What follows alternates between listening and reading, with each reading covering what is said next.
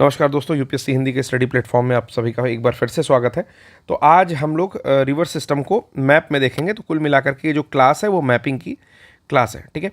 तो जिन्होंने भी 3-4 क्लास पीछे की नहीं की हैं वो इस क्लास को करके सब कुछ कंप्लीट कर सकते हैं। मतलब एक तरह से समराइज क्लास होगी। उसके साथ ही मैं आपको ये बताना चाहता हूँ कि 108 दिन की सीरीज़ हमने स्टार्ट की थी जुलाई के महीने में, जो कि सफलतापूर्वक अभी तक चल रही है। और हम लोग आशा करते हैं कि मैक्सिमम सब्जेक्ट मतलब इकोनॉमिक्स और साइंस बचा हुआ है, बाकी सब कुछ रनिंग में है। तो वो दोनों सब्जेक्ट भी हम लोग अच्छी तरह से कंप्लीट करने की कोशिश करेंगे। और अगर बुक से नहीं कर पाएंगे या मटेरियल बना कर नहीं कर पाएंगे तो हैंड रिटन दे देंगे, कुछ हेडिंग्स के माध्यम से दे देंगे या पिक्टोरियल दे देंगे, यानी कि डायग्रामेटिक दे देंगे, ठीक है। लेकिन कोशिश करेंगे कि जल्दी से जल्दी उन चीज़ों को भी कवर किया जाए आपके सामने। और आप लोग के सहयोग के लिए बहुत बहुत धन्यवाद आप सभी लोगों का, जो लोग 108 दिन में जुड़े हुए हैं स्टार्टिंग से। तो आप लोग कमेंट बॉक्स में कम से कम इतने कमेंट्स कर दो कि कितने लोग स्टार्टिंग के डेज से ही जुड़े हैं, मतलब जुलाई सेकेंड वीक से कितने लोग जुड़े हुए हैं इस 108 दिन की सीरीज़ में, ठीक है। तो चलिए शुरू करते हैं। सबसे पहले हम लोग इसमें देखने वाले हैं कि रिवर्स और उनका ओरिजिन और फिर उनका कॉन्फ्लुएंस, ठीक है। मतलब वो कहाँ मिल रही हैं, कौन सी नदी है और कहाँ से उत्पन्न हो रही है या उद्भव हो रहा है। फिर ये जब पढ़ लेंगे हम लोग, पहले 2 पार्ट में आपको बताता हूँ जो भी रिवर्स है इंडिया में, ठीक है, उनको हम लोग 2 पार्ट में बांट सकते हैं। एक होती है हिमालयन रिवर, जो हिमालयी नदियाँ कहलाती हैं। ये मैं रिकैपिचुलेट कर रहा हूँ, ठीक है। सब कुछ पढ़ाया जा चुका है हिंदी में, विशुद्ध हिंदी में, इसलिए मैं इसको तेजी के साथ रिवाइज करूँगा। और दूसरी होती है पेनिनसुलर रिवर, प्रायद्वीपीय नदियाँ, ठीक है।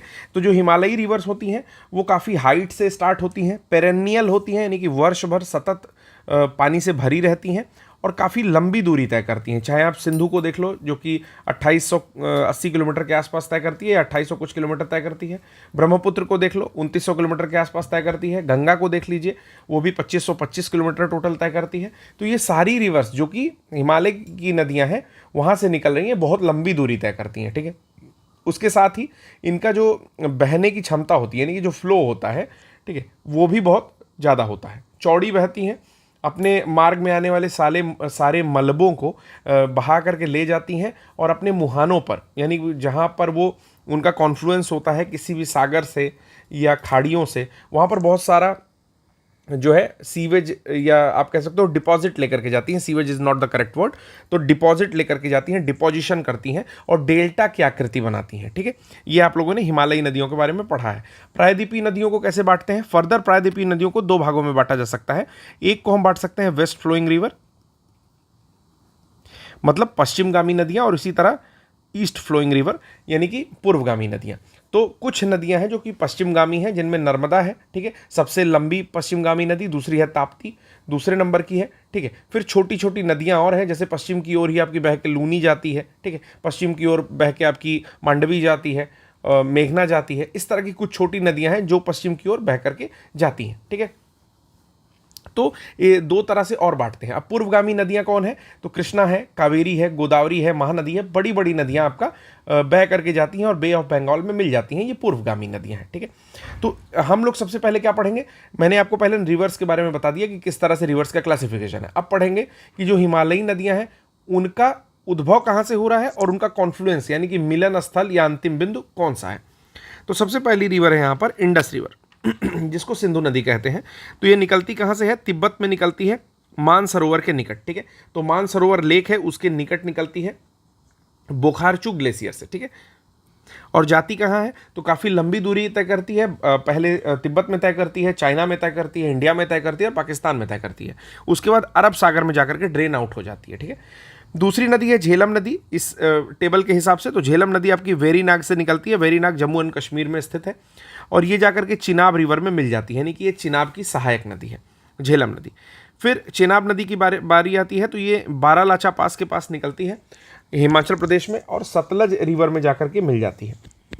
वहीं रावी नदी जो है वो रोहतांग दर्रे के पास निकलती है। तो रावी रिवर को मैंने बताया कि रोहतांग पास के पास निकलती है हिमाचल प्रदेश में और चिनाब रिवर में जाकर के मिल जाती है। तो कौन कौन चिनाब रिवर में मिला? झेलम और रावी जाकर के चिनाब रिवर में मिलती हैं। वहीं चेनाब जाकर के सतलज में मिल जाती है। और ब्यास रिवर के बारे में अगली बात करते हैं। तो ब्यास रिवर ब्यास कुंड से निकलती है रोहतांग पास के पास और हिमाचल प्रदेश से ही, जो कि सतलज रिवर में मिल जाती है। ठीक है। और सतलज रिवर जा करके किस में मिलती है? सतलज रिवर मिलती है इंडस रिवर में, ठीक है, इंडस में मिल जाती है, ठीक है। तो ये चीज़ याद रखनी है, यानी कि जो आपकी इंडस रिवर है, मैं थोड़ा सा फोटो बना रहा हूँ, जो आपकी, एक सेकंड, सपोज करो कि ये आपकी सिंधु नदी है, ठीक है। अब इस सिंधु नदी में आ करके आपकी मिल जाएगी सतलज नदी। अब सतलज नदी में कौन कौन मिल रहा है? तो सतलज नदी में आ करके मिल रही है ब्यास नदी, जो कि यहीं मिल जाएगी, ठीक है। उसके बाद आपकी मिल रही है चिनाब नदी, और चिनाब नदी में आकर के कौन कौन मिल रहा है? तो रावी नदी मिलती है, ठीक है, और इधर से झेलम नदी मिलती है, ठीक है। तो इस तरह से कुल मिलाकर के सतलज जो है वो सबसे बड़ी ट्रिब्यूटरी बनती है। चलिए,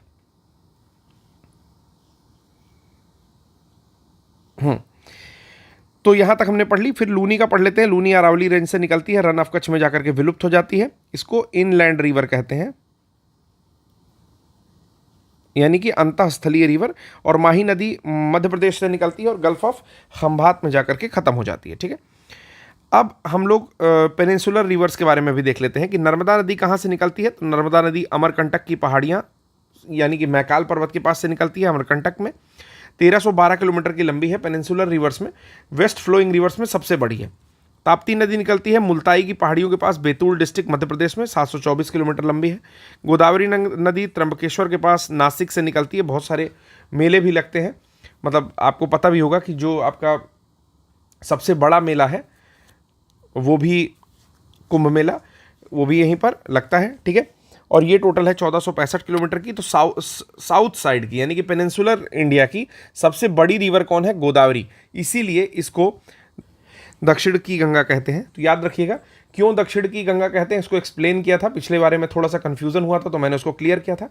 दक्षिण की गंगा इसलिए कहते हैं कि दक्षिण भारत में सबसे लंबी नदी का जो वो दिया गया है, क्या बोलते हैं कि सबसे लंबी नदी जो है उसको गंगा का ही ओहदा दिया गया है, ठीक है। तो इसलिए इसको कहते हैं दक्षिण की गंगा, मतलब दक्षिण में जो सबसे लंबी नदी है वो गंगा की तरह, उसका नाम है गोदावरी। लेकिन अगर बोले दक्षिणी गंगा, यानी कि दक्षिण साइड में जो सबसे ज्यादा पवित्र नदी है, तो उसका नाम है कावेरी, ठीक है।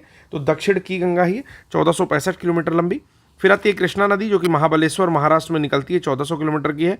कावेरी नदी निकलती है ब्रह्मगिरी हिल से कुर्ग के पास, 800 किलोमीटर की है। और महानदी निकलती है सिहावा हिल्स धमतरी छत्तीसगढ़ में, 851 किलोमीटर लंबी है, ठीक है। फिर ट्रिब्यूटरीज का भी नाम लिखा हुआ है, तो गोदावरी की है पूर्णा, वर्धा, प्राणहिता, मंजीरा, बेनगंगा, इंद्रावती। वहीं कृष्णा की देखेंगे तो तुंगभद्रा, कोयना, घाटप्रभा, मूसी, भीमा, मालप्रभा, पेंचगंगा, पंचगंगा और दूधगंगा। कावेरी की अमरावती, भवानी, उसके बाद हेमावती, काबिनी। और महानदी की शिवनाथ, हसदेव, ईब और तेल, ठीक है। तो बिल्कुल भी परेशान नहीं होना है, सब कुछ हम लोग मैपिंग में देखेंगे। तो सबसे पहले स्टार्ट करते हैं आपके टॉप की नदियों के साथ, जिसका मैपिंग मैं ऑलरेडी करा चुका हूं, लेकिन फिर से रिवाइज करेंगे। और फिर लास्ट में हम लोग जो पेनिनसुलर इंडिया का है उसका कर लेंगे, ठीक है। चलिए स्टार्ट करते हैं इंडस रिवर के साथ, ठीक है। तो ये एक स्थान यहां पर है, एक पहाड़ है जिसका नाम है आपका कैलाश। अब इस कैलाश पर्वत के पास एक मानसरोवर झील है,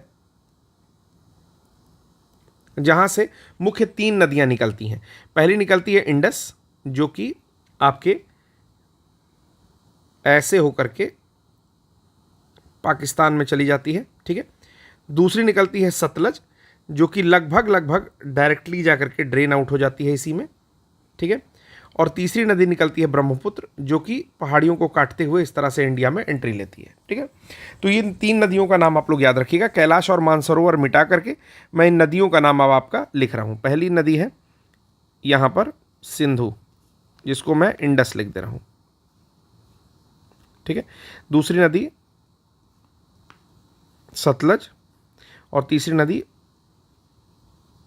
ब्रह्मपुत्र, ठीक है। तो मैं आज इंडस सतलज मतलब इधर के ही ऊपर की बातें करने आज क्या मतलब कि करने जा रहा हूं, ठीक है। तो सबसे पहले ये जानना है कि ये किसके किसके बीच में बहती है। तो 2 पहाड़ियां मैं बना रहा हूं। लद्दाख को छोड़ दीजिए, एक को लिख दीजिए, सॉरी काराकोरम को छोड़िए, एक को लिखिए लद्दाख और एक को लिखिए जस्कर, ठीक है ना। काराकोरम को छोड़ करके इन दोनों पहाड़ियों के बीच से ये गुजरती है, ठीक। फिर मैंने क्रमशः जैसे जैसे ट्रिब्यूटरीज बताई थी वो समझ लेना है कि इंडस की सबसे बड़ी ट्रिब्यूटरी आपकी है सतलज, ठीक। और सतलज में आकर के मिलने वाली नदियां कौन कौन सी हैं? तो यहाँ पर है रोहतांग दर्रे के पास से निकल कर आती है ब्यास नदी, ठीक है। और जो दूसरी नदी आकर के मिलती है सतलज में वो है आपकी चिनाब नदी। तो चिनाब नदी कहाँ से निकलती है, तो बाड़ालाचा पास से निकलती है और आकर के इसमें मिल जाती है, ठीक है। लास्ट लेक्चर में जब मैं पढ़ा रहा था तो मैंने क्या किया कि सतलज नदी को डायरेक्टली ना मिला करके मैं चिनाब को मिला दिया था, ठीक है। तो एक बारी उसको भी आप लोग करेक्ट कर लेंगे, अगर इसमें होगा कहीं नोट्स तो मैं खुद ही करेक्ट कर दे रहा हूँ, क्योंकि उससे चीज़ें थोड़ी सी कन्फ्यूजिंग हो रही थी। एक सेकंड में आपके लिए उसको कर ही दे रहा हूँ यहाँ पर, ठीक है। देखिए हाँ, मैंने इसमें जो है इसको जो मिलाया, ये बेसिकली चिनाब नदी नहीं है, ये आपकी कौन सी रिवर है, ये आपकी रिवर है, ठीक है। अब क्या करना है कि इसे ही डायरेक्टली इसमें मिला देना है, और जो दूसरी रिवर आपको दिखाई दे रही है चिनाब, वो आकर के डायरेक्टली इसमें मिल जाएगी, ठीक है। तो ये करेक्ट है, उस समय कुछ गलती हुई थी तो उसको ठीक कर लीजिएगा आप लोग। चलिए आगे। हाँ, तो हम लोग बात कर रहे थे कि चिनाब नदी आकर के मिल जाती है किसमें, सतलज में, ठीक है। तो चिनाब नदी यहाँ पर डायरेक्टली आपको सतलज में आती हुई दिख रही है, मिलती हुई, ठीक है। इसके बाद दोस्तों जो चिनाब नदी है उसमें भी आकर के दो नदियाँ मिलती हैं। पहली है रावी नदी, आकर के आपके चिनाब नदी में मिल जाती है, ठीक है। और दूसरी है जो कि बाउंड्री बनाती है भारत पाकिस्तान की, जिसका नाम है झेलम नदी। और ऐसे बाउंड्री से होते हुए इस तरह से कुछ ये नीचे आकर के चिनाब में मिल जाती है। तो ये याद रखना है, झेलम नदी और आपका रावी नदी जा कर के चिनाब से मिल रहा है, यानी कि झेलम और रावी आकर के चिनाब से मिल रहा है, और वहीं चिनाब और ब्यास आकर के सतलज से मिल रही है, ठीक है। तो इस तरह से समझ लेना है। एक बारी ये भी मैं देख करके कंफर्म कर ही लेता हूँ, ठीक है। तो मैंने बताया कि चिनाब से मिलने वाली नदियाँ हैं झेलम और रावी, ठीक है ना। JR जूनियर आकर के चिनाब से मिलता है, और चिनाब और ब्यास आकर के सतलज से मिलती हैं। तो बिल्कुल करेक्ट ही है, इसमें कोई कन्फ्यूज़न नहीं है, बिल्कुल करेक्ट है, ठीक है। तो अब आप ये 5 नदियों को देख चुके हैं कि कैसे कैसे बन रहा है। मैं इसको एक बार फिर से रिपीट कर दे रहा हूँ कि सबसे पहले मैंने इंडस रिवर को निकालने के लिए बताया कि बोखारचू ग्लेशियर मानसरोवर के पास से निकलती है और लद्दाख और जस्कर से होती हुई ये भारत से होती हुई पाकिस्तान में प्रवेश कर जाती है, ठीक है। उसके बाद मैंने बताया कि सतलज रिवर भी उसी के आसपास से निकलती है। तो सतलज रिवर जो निकलती है दोस्तों, थोड़ा सा आवाज़ मैं धीरे कर रहा हूँ क्योंकि बगल में भी डिस्टर्बेंस हो रहा है। तो सतलज रिवर जो निकलती है वो निकलती है आपके राकस ताल के पास से, ठीक है। राकस ताल के पास से निकलती है और निकल करके आती है आपका पंजाब के थ्रू बहते हुए, हरियाणा के थ्रू बहते हुए आकर के मिल जाती है डायरेक्टली इंडस रिवर या सिंधु नदी में। अब इसमें मिलने वाली कौन कौन सी नदियाँ हैं, तो मैंने एक तो बताया ब्यास रिवर है, ठीक है, और दूसरी रिवर है चिनाब रिवर है, ठीक है। तो इस तरह से ये 5 नदियाँ बनती हैं।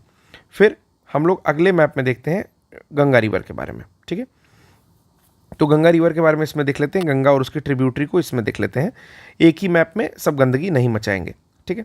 तो मैंने आपको बताया था कि गंगा रिवर जो है वो एक तो पहले अकेली नहीं है, इसमें अलग अलग क्या बनते हैं आपके वो बनते हैं, प्रयाग बनते हैं, ठीक है। तो वो भी चीज़ हम लोग को याद रखनी है कि पहले तो गंगा रिवर अकेली नहीं है और अलग अलग इसमें प्रयाग बनते हैं, ठीक। तो चलिए प्रयाग देख लेते हैं। सबसे पहले मैंने बताया था कि एक जो मेन स्ट्रीम आएगी वो आएगी आपकी अलकनंदा। अलकनंदा से धौली गंगा मिलेगी, ये चीज़ लिखूंगा नहीं, ठीक है। आप लास्ट लेक्चर कर देख लीजिएगा, गंगा रिवर सिस्टम वाला, उसमें सारी चीज़ें हैं। तो अलकनंदा आती है, अलकनंदा से धौली गंगा मिलती है जहाँ पर आपका विष्णु प्रयाग बनता है। फिर अलकनंदा और धौली गंगा की जो मिश्रित धारा है वो आगे बढ़ती है, उससे नंदाकिनी रिवर मिलती है। नंदाकिनी रिवर में नंद प्रयाग बनता है। फिर वो मिश्रित धारा आगे बढ़ती है, उसमें पिंडार रिवर मिलती है, यहाँ पर कर्ण प्रयाग बनता है। फिर वो मिश्रित धारा आगे बढ़ती है और वहाँ पर मंदाकिनी मिलती है। मंदाकिनी और नंदाकिनी दोनों अलग अलग है, तो मंदाकिनी इस बार मिलती है, M फॉर मंदाकिनी। वहाँ पर रुद्र प्रयाग बनता है और जब वो आगे बढ़ती है तो आपका देव प्रयाग बनता है, भागीरथी उससे मिलती है, ठीक है। अब जब भागीरथी मिलती है बेसिकली आपकी अलकनंदा और बाकी रिवर्स के कॉन्फ्लुएंस वाली रिवर से, तो ये जो धारा है ये कहलाती है हम लोग की गंगा। तो हम लोग की गंगा निकलती है गोमुख ग्लेशियर के पास से, ठीक है। तो मैं आपका मार्क कर रहा हूँ इसमें, ठीक है। तो समझ लीजिए कि ये जो है अलकनंदा और भागीरथी मिल करके ये बना रहे हैं गंगा। तो ये जो अब हम लोग मार्क कर रहे हैं ये है अपनी गंगा रिवर, जिसमें अब यमुना मिल चुकी है और भी बाकी नदियाँ मिलती जा रही हैं, और यहाँ पर ये जा करके कुल मिला करके ड्रेन आउट हो रही है, ठीक है ना, मेघना के रूप में। उसके अलावा भी यहाँ से भी ड्रेन आउट हो रही हैं और हुगली के माध्यम से भी ड्रेन आउट हो रही हैं। तो यही डेल्टा का निर्माण कर रही हैं, ठीक है। तो गंगा रिवर सबको दिख रही होंगी। अब जब हम लोग गंगा रिवर के बारे में पढ़ रहे थे तो मैंने बताया था कि जो सबसे पहली नदी आती है गंगा में मिलती है, ठीक है, उसका नाम है आपका रामगंगा। ठीक है, तो ये जो पहली रिवर आ रही है दोस्तों, इसको मैं आर लिख रहा हूँ, यानी कि ये रामगंगा रिवर है। ठीक है, या मैं लिख ही दे रहा हूँ, एक सेकंड। ठीक है, तो ये जो रिवर है इसका नाम है रामगंगा। फिर रामगंगा के बाद मैंने आपको बताया कि ये जो दूसरी रिवर आकर के मिलती है, किस साइड से मिल रही है, तो लेफ्ट बैंक ट्रिब्यूटरी है, यानी कि गंगा के बाएं तरफ की ट्रिब्यूटरी है, जिसका नाम है गोमती रिवर। ठीक है, तो गोमती रिवर कहाँ मिलती है, कैथी गाजीपुर में मिलती है। फिर तीसरी रिवर मिलती है घाघरा, छपरा बिहार के पास घाघरा रिवर मिलती है। ठीक है, जब अगली रिवर जो है वो मिलती है आपकी, उसमें गंडक आती है। ठीक है ना, ठीक, लेकिन उसके बाद जो रिवर मिलती है वो बाहर से नहीं आती है, अंदर से ही स्टार्ट हो रही है, इसका नाम है बूढ़ी गंडक। मैंने अगला बूढ़ी गंडक बताया था। ठीक है, तो यहीं पर बूढ़ी गंडक दिखा लीजिए और एक कोसी दिखा लीजिए। ठीक है, ये आती है कोसी रिवर। ठीक, या बूढ़ी गंडक नहीं दिखा रहा हूँ मैं इसमें, केवल मैं आपका कोसी दिखा दे रहा हूँ। ठीक है, कोसी रिवर। और सबसे अंतिम रिवर जो आकर के मिलती है बाएं तरफ से, उसका नाम है, याद रखिएगा इसका नाम, क्योंकि इसका नाम बहुत बार पूछा जाता है, महानंदा राम है। ठीक है, तो ये हो गई बाएं साइड की सारी ट्रिब्यूटरीज। अब दाएं साइड में सबसे बड़ी ट्रिब्यूटरीज कौन सी आती है, तो यमुनोत्री से निकलने वाली ये जो यमुना है, ये सबसे बड़ी ट्रिब्यूटरी आती है। ठीक है, तो ये सबसे बड़ी सहायक नदी है। अब यमुना की सहायक कौन कौन सी है, तो यमुना की सहायक मैंने बताया था CSB के यमुना की सहायक है। ठीक है, तो यहां पर हो गई आपकी चंबल रिवर। ठीक, चंबल। फिर यहां पर हो जाएगी सिंध, ये हो जाएगी आपकी बेतवा रिवर। ठीक है, और ये हो जाएगी आपकी केन। ठीक, तो चंबल, सिंध, बेतवा, केन, ये 4 नदियां जो है फिर फर्दर यमुना में जाकर के ड्रेन होती हैं और आगे की ओर पानी पहुंचाती हैं। ठीक है, इसके बाद एक और रिवर है जो कि जाकर के मिलती है, जिसका नाम है सोन रिवर। तो चूंकि ये जो केन बताया हुआ तो डायरेक्टली गंगा में मिल गई, तो इसको कर देते हैं सोन रिवर, और यहाँ कहीं जो है आपकी केन रिवर जाएंगी। चंबल, सिंध, बेतवा, केन, ये जाकर के मिल जा रही है आपके यमुना में। और ये जो रिवर है सोन रिवर, ये आपकी दूसरी right bank tributary of Ganga बनती है। ठीक है, अब अलग अलग डैम है हर जगह पर, ये भी मैंने आपको बताया था। यहाँ पर एक रिवर है हुगली रिवर। ठीक है ना, इसका नाम है हुगली। ठीक, फिर मैंने बताया कि ये कर्क रेखा को काटती रहती है, तो ये बनती है आपका माही नदी। ठीक है, वहीं अगर आप इधर देखोगे जो नदी निकल करके कहीं कच्छ के रण में विलुप्त हो जा रही है, तो इसको बोलेंगे लूनी नदी। ठीक है, जो कि इनलैंड रिवर है। ठीक है, उसके बाद आपकी ये जो रिवर फ्लो कर रही है, इसको हम लोग साबरमती नदी कहेंगे। और ये जो कि चंबल की सहायक नदी बन रही है, इसको हम लोग कहते हैं बनास। ठीक है, तो फिर से एक बारी मैंने इतनी मैपिंग आप लोगों को करा दी है, आशा करता हूं कि चीज़ें क्लियर हो रही होंगी। ठीक है, अब दूसरे मैप में देख लेते हैं ब्रह्मपुत्र और उनकी सहायक नदियां। तो ब्रह्मपुत्र नदी यहाँ से निकलती है। ठीक है, ये भी मानसरोवर के पास से ही निकल रही है, जो कि चेमा युंगडुंग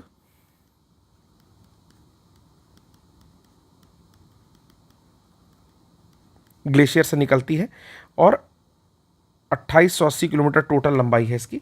भारत में कहाँ से एंट्री लेती है, तो नामचा बरवा के पास ये टर्न होती है।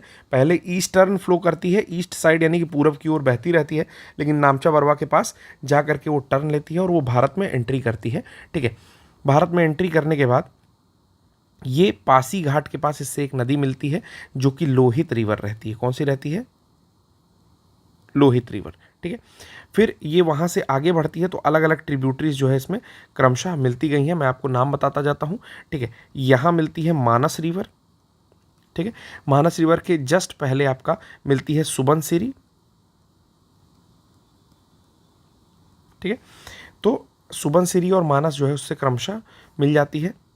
ठीक है, सुबनसिरी रिवर पहले ही मिलती है, तो ये सुबनसिरी है। इसके बाद वाली रिवर कौन सी है, मानस है। ठीक है, ये रिवर कौन सी है, एक सेकंड, ये रिवर जो है ये मानस है। तो सुबनसिरी और मानस क्रमशः जो है तुरंत अगल बगल मिलती हैं। ठीक है, फिर इसमें आकर के मिलती है तीस्ता नदी। ठीक है, तीस्ता नदी मिलने के बाद इसको बोला जाता है जमुना। जब ये बांग्लादेश में प्रवेश कर रही है, और फिर ये गंगा नदी से आकर के मिलती है तो पद्मा के नाम से, ठीक है, ये बहते हैं। तो अभी तक जितनी इसकी ट्रिब्यूटरीज मैंने दिखाई हैं, चाहे वो लोहित रिवर हुई है, ये राइट बैंक ट्रिब्यूटरी है, जबकि सुबनसिरी जो यहाँ पर मैंने दिखाया है, और मानस, ये दोनों लेफ्ट बैंक ट्रिब्यूटरी है। इवन तीस्ता भी इसकी लेफ्ट बैंक ट्रिब्यूटरी है, ठीक है। अब इसमें आकर के मिलती है आपकी जो रिवर रहती है मेघना रिवर, और मेघना रिवर के नाम से ही यहाँ पर डेल्टा फॉर्म हो जाता है, ठीक है। तो थोड़ी सी बातें इसके बारे में मैंने आपको बता दिया। इसके पहले मैंने बहुत सारी चीज़ें बताई हैं, जैसे मैंने बताया कि ब्रेडेड स्ट्रक्चर है। अगर अब मैं ये चीज़ें मिटा करके फिर से दिखाऊं तो आप देख रहे होगे ब्रेडेड स्ट्रक्चर है, जिससे कई द्वीप छोड़ते हुए बहती है, ठीक है। और वो जो द्वीप होते हैं वो नदी द्वीप बनाते हैं, जिसमें से कि सबसे बड़ा नदी द्वीप विश्व का कौन सा है? माजुली द्वीप है, जो कि ब्रह्मपुत्र रिवर पर ही स्थित है। इसके अलावा जो longest rail cum road bridge है वो भी आपके इसी रिवर पर स्थित है, जो कि बोगी बील ब्रिज है, ठीक है। वो पहले लॉन्गेस्ट था, अभी जो है वो सेकंड लॉन्गेस्ट हो गया है, ठीक है। उससे बड़ा भी एक बन गया है, तो ये चीज़ करेक्ट कर लीजिएगा।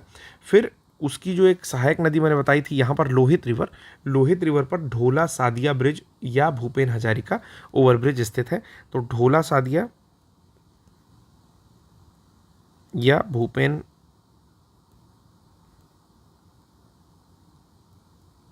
हजारिका ब्रिज स्थित है, ठीक है। इतनी बातें तो हमने वो कर ली जो हम पढ़ चुके थे पहले से, ठीक है। अब जो हम लोग को आना है पेनिनसुलर इंडिया में, यहाँ तक हमने नदियों का क्रम जो है ख़त्म कर लिया है, ठीक है। अब हम लोग नीचे की बात करेंगे, तो चलिए स्टार्ट करते हैं नीचे की नदियों से। तो सबसे पहली रिवर जो हम लोग पढ़ने वाले हैं उसका नाम है नर्मदा रिवर, ठीक है।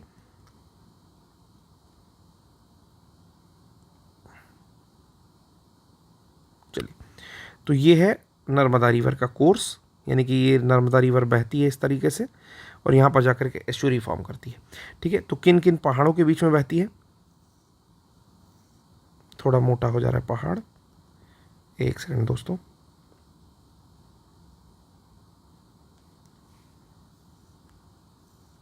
तो दो पहाड़ों के बीच में बहती है। वो पहाड़ है आपके, आप लोगों को ये आइडिया है लेकिन फिर भी, विंध्य और सतपुड़ा, ठीक है ना। इन दोनों पहाड़ों के बीच में बहती है। लेफ्ट फ्लोइंग रिवर है, यानी कि पश्चिमगामी बहती है। एस्चुरी बनाती है, एस्चुरी बनाती है, ठीक है। एस्चुरी का मतलब ये होता है कि नदियाँ जो अपने साथ जो भी बहा करके लाती हैं वो सीधे समुद्र में ले जाकर के गिरा देती हैं, कहीं पर इकट्ठा नहीं करती, तो उसको बोलते हैं एस्चुरी, ठीक है। और वेस्ट फ्लोइंग सबसे लंबी रिवर है, 1312 किलोमीटर लंबी है, जो कि भ्रंश घाटी में बहती है, ठीक है। नर्मदा का उद्गम अमरकंटक के पास होता है। यहाँ अमरकंटक में मैकाल रेंज से ये निकलती है, ठीक है। इसका नाम जो है, इसको रीवा रिवर के नाम से भी जाना जाता है, रेवा नदी, ठीक है। तो ये भी पॉइंट याद रखना है, कहाँ कहाँ फ्लो करती है, तो ये भी हम लोग देख लेंगे कि ये थोड़ा सा मतलब फ्लो नहीं, बेसिकली इसका अगर आप लोग वो देखें, ड्रेनेज देखें, छत्तीसगढ़, मध्य प्रदेश, महाराष्ट्र और गुजरात में टोटल 1312 किलोमीटर मैंने बताया कि टोटल फ्लो करती है, ठीक है। और जा करके ड्रेन कहाँ हो रही है? तो ड्रेन हो रही है आपका अरब सागर में। तो अरब सागर में मैं बता रहा था कि जा करके ड्रेन आउट हो जाती है, ठीक है। अगर इसकी सहायक नदियों की बात की जाए तो कौन कौन सी सहायक नदियाँ हैं उसको भी आप लोग नोट डाउन कर लेंगे, ठीक है। तो सबसे पहली नदी हिरन है, हिरन रिवर, ठीक है। इनकी सहायक नदी है, रेड कलर से मैं दिखा दे रहा हूँ, सहायक नदी है हिरन रिवर, ठीक है। उसके बाद एक रिवर आती है यहाँ पर बरना रिवर, ठीक है। और एक रिवर और यहीं बगल में ही आती है जिसका नाम है कोलार, ठीक है। तो ये जो है इंपॉर्टेंट ट्रिब्यूटरीज हैं, हिरन, बरना और कोलार रिवर, ठीक है। तो ये चीज़ आप लोग याद रखेंगे। अब इसी के बेसिन पर जबलपुर पड़ता है, जहाँ पर जबलपुर में धुआंधार फॉल्स देखने को मिलता है, धुआंधार प्रपात, ठीक है। और स्टार्टिंग में आप देख सकते हो यहीं पर सहस्रधारा प्रपात बनाती है, ठीक है ना, मतलब ऊंचाई से गिरती है। तो ये सारी बातें थी हम लोग के नर्मदा नदी के बारे में, ठीक है ना। ये चीज़ आपको याद रखनी है, ठीक है। अब अगली नदी हम लोग यहाँ पर देखते हैं। अगली नदी अगले मैप में देखेंगे कि जिससे बिल्कुल भी कंफ्यूजन ना हो। अगली नदी जो देखेंगे वो तापी नदी देखेंगे या ताप्ती देखेंगे, लेकिन उसके पहले एक चीज़ और बतानी है कि इस पर 3 डैम मिलते हैं, ठीक है। एक यहाँ मिलता है आपका सरदार सरोवर डैम, ठीक है। एक थोड़ी दूरी पर मिलता है इसी प्लेस पर इंदिरा गांधी सागर बांध, ठीक है ना। और एक और मिलता है महेश्वर डैम, लेकिन ये दोनों इंपॉर्टेंट है तो बस इसी को मैंने लिखा है, ठीक। अगली नदी हम लोग की है तापी नदी। तापी नदी कहाँ से निकलती है? बस नर्मदा के ठीक नीचे से तापी नदी निकलती है, ठीक है। तो ये वाला जो दिख रहा है ब्लू कलर से मैं दिखाता हूँ, यही है आपकी तापी नदी से, जो कि मुल्ताई रेंज से निकलती है। कहाँ से निकलती है? मुल्ताई की पहाड़ी से इसका उद्गम है, ठीक। और पश्चिमगामी नदियों में दूसरी सबसे लंबी नदी है।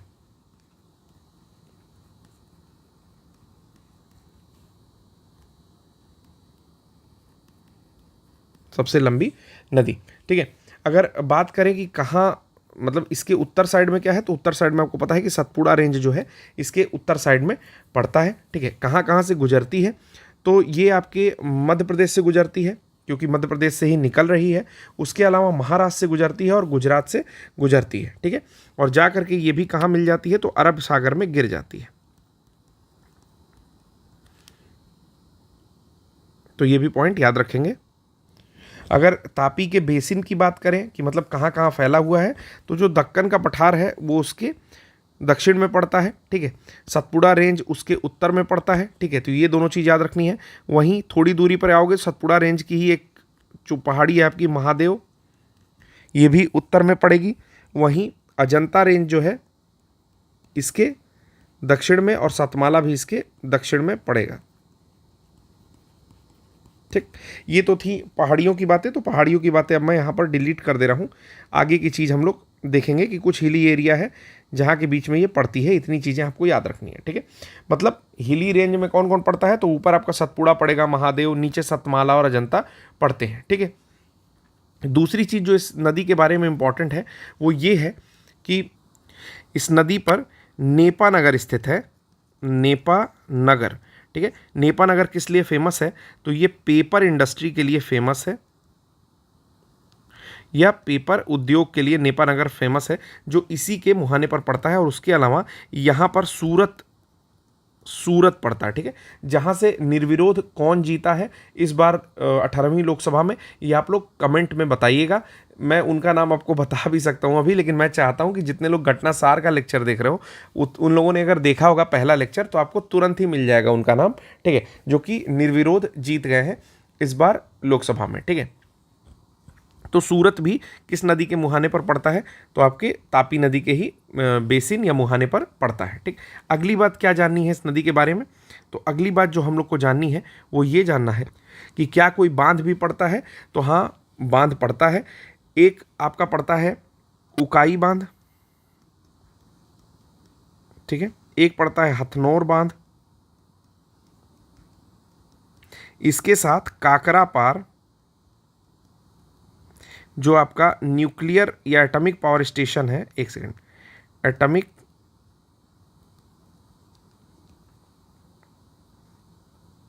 पावर स्टेशन है, वो भी इसी नदी के पास में पड़ता है, ठीक है। गुजरात में इसी नदी के पास में पड़ता है काकरापार एटॉमिक पावर स्टेशन। तो ये भी तीनों चीज़ें आप लोग तापी नदी के बारे में याद रखिएगा, ठीक है। तापी नदी वेस्ट फ्लोइंग रिवर है, मैंने आपको बता भी दिया, और इसके बारे में जो थोड़ी बहुत बातें बता सकता था वो बता दिया। अब अगली नदी जो हम लोग पढ़ेंगे वो हम लोग पढ़ते हैं उड़ीसा के पास से बहने वाली है, उड़ीसा क्षेत्र की सबसे लंबी नदी जो है, जिसका नाम है महानदी, उसके बारे में, ठीक है। तो ब्लू कलर से पहले इसका कोर्स मैं आपको बता देता हूँ। तो छत्तीसगढ़ के सिहावा से जो है महानदी निकलती है। आप ये जो है महानदी का मेन कोर्स समझ सकते हैं। और कहाँ जाकर के गिर जाती है? तो महानदी जाकर के गिरती है बे ऑफ बंगाल में, यानी कि बंगाल की खाड़ी में, ठीक है। और ये सबसे लंबा कहाँ फ्लो करती है? तो महानदी सबसे लंबी तरह से फ्लो करती है आपके उड़ीसा राज्य में। इसके किनारे पर कौन सा स्थान या शहर स्थित है? तो रायपुर, जो कि छत्तीसगढ़ की राजधानी है वो स्थित है, ठीक है। और सिहावा से निकलती है, मैंने आपको पहले भी बता दिया है कि छत्तीसगढ़ में सिहावा की पहाड़ी से ये नदी निकलती है, ठीक है। अगर बात करें महानदी के बारे में तो इसकी जो ट्रिब्यूटरीज हैं उनके बारे में जान लेते हैं। तो हसदेव करके एक ट्रिब्यूटरी है, ठीक है। उसके अलावा ईब करके एक ट्रिब्यूटरी है, ईब जो है इसकी ट्रिब्यूटरी है, हसदेव एक ट्रिब्यूटरी है। ये दोनों ट्रिब्यूटरीज ज़्यादा इंपॉर्टेंट है, लेकिन उसके अलावा भी कुछ ऐसी नदियां हैं, ये दोनों कैसी हैं, लेफ्ट बैंक ट्रिब्यूटरीज थी, ठीक है। लेकिन अगर बात करें ये छोटी नदी जो दिख रही है इसको बोलते हैं जोंक नदी, ठीक है। तो इसकी राइट बैंक ट्रिब्यूटरी है। और एक और नदी जो दिख रही है यहाँ पर, तेल नदी, ये भी इसकी राइट बैंक ट्रिब्यूटरी है। इसके बाद इसके ऊपर एक डैम स्थित है जिसका नाम है हीराकुंड बांध, ठीक है ना, हीराकुंड बांध, जो भारत का शायद सबसे ऊंचा ग्रेविटी बांध था, ठीक है। इसके अलावा भी कुछ कुछ बांध स्थित हैं, जैसे दुधवा रिजर्वायर एक रिजर्वायर स्थित है, और सोंदूर रिजर्वायर है।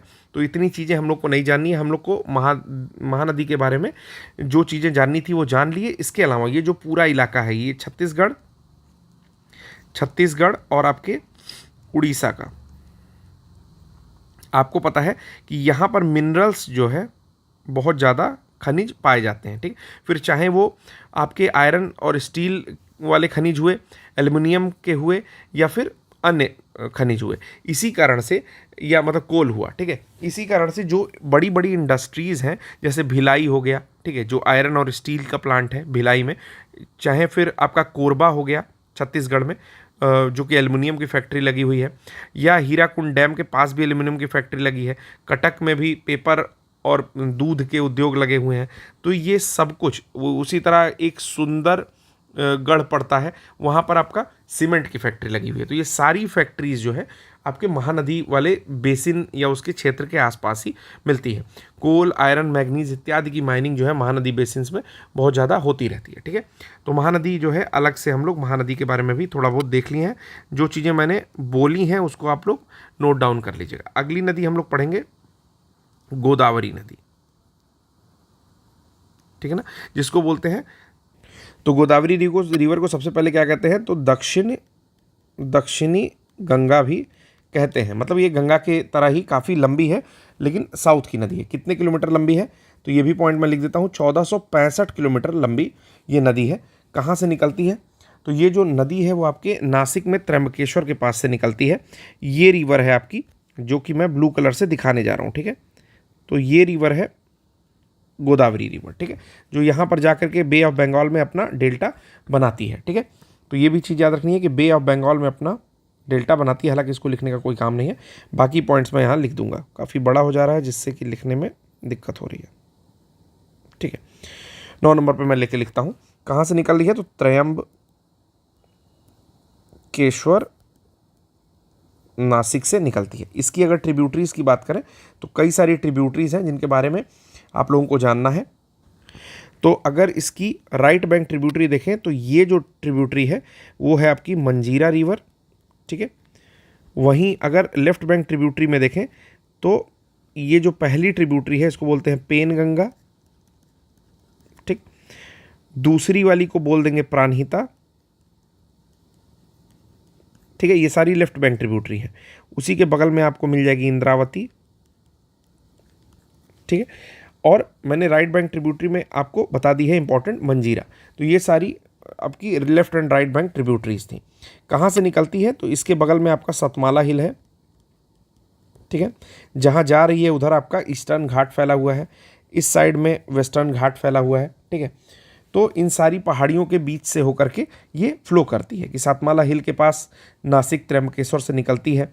पेनगंगा, प्राणहिता और इंद्रावती इसकी लेफ्ट बैंक ट्रिब्यूटरी है। मंजीरा इसकी राइट बैंक ट्रिब्यूटरी है। बे ऑफ बंगाल में जाकर के ड्रेन हो जाती है दोस्तों, ठीक है। और बीच में इसको वेस्ट ईस्टर्न घाट भी मिलता है, और इसके नीचे जो है अजंता रेंज बहती, मतलब अजंता रेंज स्थित है, ठीक। इतनी चीज़ें हमने जान ली गोदावरी रिवर के बारे में। अब हम लोग देख लेते हैं कि किस किस स्टेट से होकर के बहती है। तो ये अपने मुंबई से होकर के बहती है, यानी कि महाराष्ट्र से होकर के बहती है। उसके अलावा ये बहती है तेलंगाना से होकर के, तेलंगाना के अलावा आंध्र प्रदेश से होकर के, और थोड़ा हिस्सा इसका छत्तीसगढ़ में भी लगता है, तो छत्तीसगढ़ के भी कुछ इलाकों को थोड़ा बहुत सिंचित करती है। इसके अलावा बंगाल की खाड़ी में जाकर के गिर जाती है। कुछ बड़े शहर इसके किनारे पर पड़ते हैं, जैसे नासिक पड़ता है, औरंगाबाद पड़ता है, ठीक है, और राजमुंदरी यहाँ पर पड़ता है, ठीक है। तो अलग अलग कुछ बड़े शहर, नामी शहर पड़ते हैं, और बहुत सारी इंडस्ट्रीज़ जो है इसके किनारे पर स्थापित हैं। कुछ प्रोजेक्ट हैं जिनके नाम आपको याद रखने हैं। तो कौन कौन सा प्रोजेक्ट जो है आपके इस रिवर पर चलता है, तो कालेश्वरम प्रोजेक्ट है, ठीक है, जो कि गोदावरी नदी के पास है। पोलावरम है, ठीक है, और श्री राम सागर है, तो उसको वो बहुत ज़्यादा पढ़ने की ज़रूरत नहीं है, ठीक है। तो ये दोनों याद रखेंगे, कालेश्वरम प्रोजेक्ट और जो है आपका पोलावरम प्रोजेक्ट, ये दोनों गोदावरी नदी पर ही स्थित है। इरिगेशन प्रोजेक्ट है आपका पोलावरम प्रोजेक्ट जो है वो इरिगेशन प्रोजेक्ट है। तो इरिगेशन चीज़ें, कॉटन इंडस्ट्री, ये सब इसके मुहाने पर बहुत ज़्यादा लगी हुई हैं, ठीक है। तो अब इस रिवर के बाद हम लोग जो अगली रिवर पढ़ेंगे वो एक मैप मैं और कर लेता हूँ, कृष्णा रिवर पढ़ लेते हैं। तो अगली जो रिवर है दोस्तों उसका नाम है कृष्णा रिवर, ठीक है ना। कृष्णा नदी के बारे में अगला हम लोग पढ़ने वाले हैं। तो सबसे पहले मार्क कर लेते हैं कृष्णा नदी कहाँ से निकल रही है। तो कृष्णा नदी महाबलेश्वर के पास से कृष्णा निकलती है और इस तरह से फ्लो होती हुई जा करके ड्रेन हो जाती है बे ऑफ बंगाल में, ठीक है। कहाँ कहाँ से बहती है, तो महाराष्ट्र से बहती है, तेलंगाना से बहती है, आंध्र प्रदेश से बहती है और आपके कर्नाटक से बहती है। तो कहाँ कहाँ से बहती है ये चीज़ें भी नोट कर लेंगे, ठीक है। इसकी ट्रिब्यूटरीज देखेंगे तो दो बड़ी ट्रिब्यूटरीज हैं, एक है मालप्रभा, ठीक है ना, और एक है तुंगभद्रा, ठीक। इसके अलावा कई सारी छोटी ट्रिब्यूटरी हैं, जैसे आपके इधर से जो रिवर्स आएंगी उसमें होगी भीमा, ठीक है ना, यहाँ पर रिवर आएगी मूसी, ठीक है ना। उसके बाद आपकी आती है घाट प्रभा,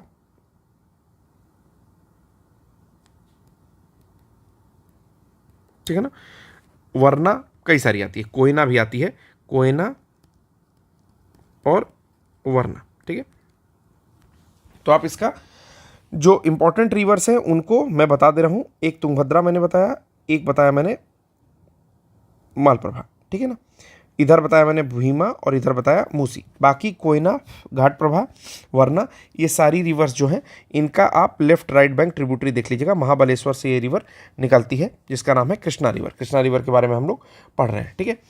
इसके बाद कृष्णा रिवर के बारे में क्या पढ़ना है, मैंने आपको स्टेट बता भी दिया, कौन कौन से शहर स्थित है। तो पुणे स्थित है, हैदराबाद का कुछ क्षेत्र स्थित है जहाँ से मतलब मूसी नदी आकर के मिलती है, हैदराबाद की नदी है, बेसिकली हैदराबाद मूसी नदी के किनारे है, ठीक है। इसके साथ ही कृष्णा नदी के मुहाने पर sugarcane industry, rice industry, oil extraction, vegetables industry, बहुत सारा कुछ जो है। और कृष्णा नदी, गोदावरी नदी, ये सारी ऐसी नदियां हैं जिनके जल को लेकर के बहुत ज़्यादा विवाद होता रहता है, ठीक है। तो कृष्णा गोदावरी बेसिन के बारे में भी आपने कभी ना कभी सुना होगा, ठीक। अगली नदी जो हम लोग पढ़ने जा रहे हैं, इसी में एक नदी और पढ़ लेते हैं, इसी फोटो में हम लोग पढ़ लेंगे, जिसका नाम है कावेरी नदी, ठीक है। तो कावेरी नदी सबसे पहले मैं मार्क कर दे रहा हूँ, ब्लैक कलर से मार्क कर रहा हूँ। तो ये जो नदी है इसका नाम है कावेरी नदी, ठीक है ना। बहुत ज़्यादा पवित्र नदी है, दक्कन के पठार के साउथ एरिया में यानी कि दक्षिणी भाग में प्रवाहित होती है और इसको बोलते हैं दक्षिण की गंगा। अब मैं समझा रहा हूँ इसको कैसे याद करेंगे। देखिए, गंगा नदी को याद कर लो, पवित्र नदी, आप याद कर लो गंगा नदी का अर्थ है पवित्र नदी, ठीक। तो जब आप बोलोगे दक्षिण की गंगा तो इसका मतलब हो गया हम लोग उसको रिप्लेस कर सकते हैं पवित्र नदी के साथ, यानी कि दक्षिण की पवित्र नदी, तो उसका मतलब है कावेरी। वहाँ पर कावेरी के जल का पूजा होता है, ठीक है। अब इसमें जो है श्रीरंगपट्टनम, ये जानना है कि शहर कौन सा स्थित है। श्रीरंगपट्टनम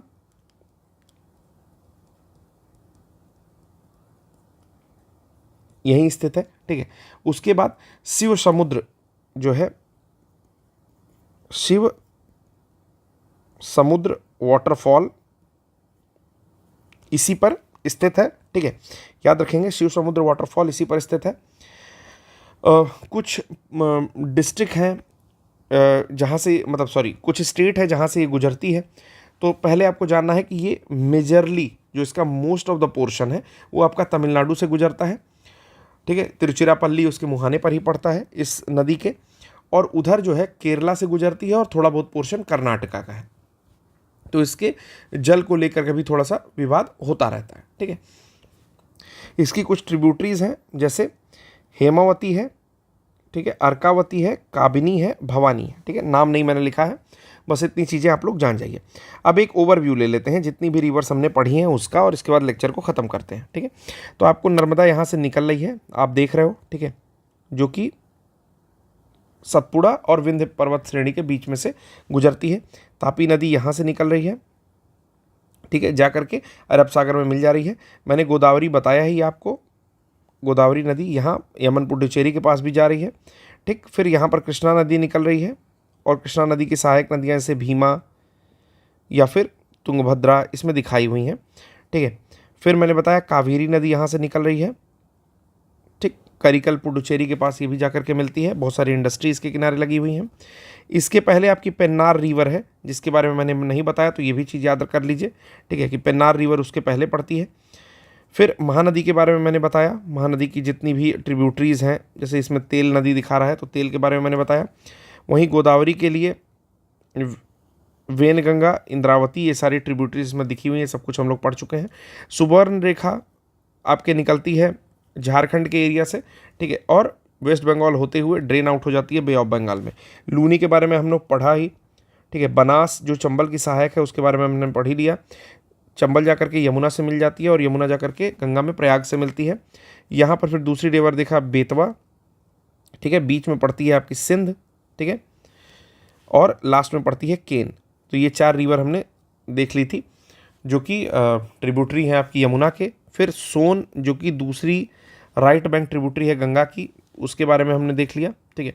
और बाकी इधर से जब देखना स्टार्ट किया था तो सबसे पहली रिवर मैंने बताया रामगंगा है, ठीक है। फिर गोमती, ठीक है, एक सेकंड, गंगा रिवर ये है ना, ये, ठीक है। तो यहाँ पर आएगी रामगंगा, फिर आएगी गोमती, फिर आएगी घाघरा, फिर आएगी गंडक, फिर आएगी बूढ़ी गंडक, फिर आती है कोसी, और लास्ट में आती है महानंदा, ठीक है। यहाँ से आपकी हुगली निकल रही है, ठीक। तो ये सारी रिवर्स के बारे में हमने पढ़ लिया है।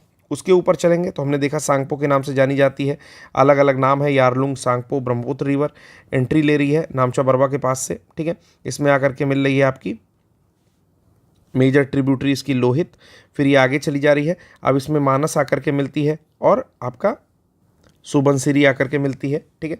फिर मैंने बताया कि तीस्ता इससे जब मिलती है बांग्लादेश में एंट्री लेती है, ठीक है, जमुना नाम से, और आकर के इससे गंगा मिलती है। फिर पद्मा नाम से ये दोनों बहते हैं, यहाँ पर मेघना मिलती है और मेघना नाम से ही ड्रेन आउट हो जाती है, ठीक है। तो इतनी सारी रिवर्स के बारे में बताया। उसके ऊपर जाओगे तो इंडस रिवर के बारे में बताया कि इंडस की उत्पत्ति हो रही है बोखारचू ग्लेशियर से। इंडस जो है पहाड़ों को काट कर बहने वाली नदी है, इसको एंटीसीडेंट रिवर कहते हैं। इसकी मेजर ट्रिब्यूटरी कौन सी है, तो सतलज रिवर इसकी मेजर ट्रिब्यूटरी है। ये सतलज हो गई जो वहीं पर मानसरोवर के पास से ही निकलती है, राक्षस ताल से, या राक्षस ताल भी उसको कहते हैं। फिर मैंने बताया कि सतलज में आकर के कौन रिवर मिलती है, तो जो आपकी चिनाब नदी है वो आकर के सतलज में मिल जाती है। और चिनाब में कौन मिलती है, रावी मिलती है। वहीं सतलज में एक और नदी कौन मिलती है, ब्यास मिलती है।